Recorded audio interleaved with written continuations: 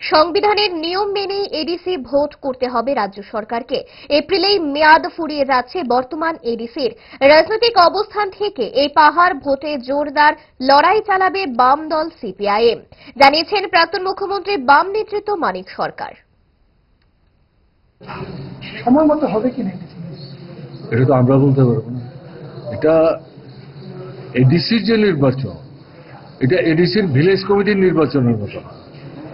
ADC যেটা ষষ্ঠ তফসিল মোতাবেক তৈরি হয়েছে, যেটা আমরা বামফ্রন্ট সরকার লড়াই করে আদায় করেছি, এই ষষ্ঠ তফসিল মোতাবেকে 5 বছর পর পর নির্বাচন করতে হবে। এটা সাংবিধানিক প্রভিশন এবং রাষ্ট্রপতির প্রতিনিধি রাজ্যপাল এই ষষ্ঠ তফসিল মোতাবেক যে জেলা পরিষদ, এটার তিনি হচ্ছেন নিয়ন্তা। কাজেই এখন ভিলেজ কমিটির নির্বাচন হবে কি হবে না, এটা যারা চালায় তারা এবং সরকার তাদের সুবিধা অসুবিধা মতো সিদ্ধান্ত করেন, কিন্তু এটা করতে হবে, এটা সাংবিধানিক বাধ্যবাধকতা। সেদিক থেকে আপনারা যা বলছেন এটা ঠিক। এপ্রিল মাসে এই নির্বাচনটা শেষ করতে হবে, কারণ তার মেয়াদ শেষ হয়ে যাচ্ছে। 4 বছর অতিক্রম করে গেছে, 5 বছরের কাছাকাছি। তো নির্বাচনে তো আমরা লড়বো, আমরা একটা গণতান্ত্রিক শক্তি এবং আমাদের লড়াইয়ের ফলশ্রুতি হচ্ছে এডিসি।